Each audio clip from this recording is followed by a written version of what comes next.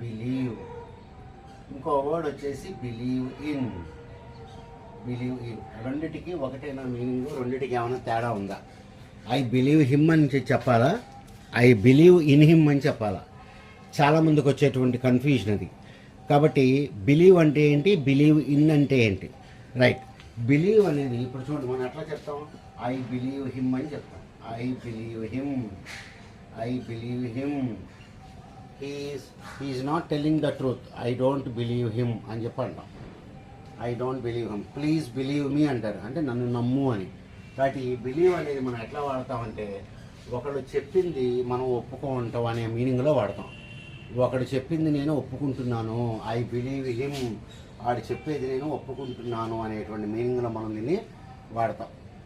ఏంటి, please believe మీ అని చెప్పి అన్నాడు ఒక ఆయన, అంటే నేను చెప్పేది నమ్ము అని. అది కాబట్టి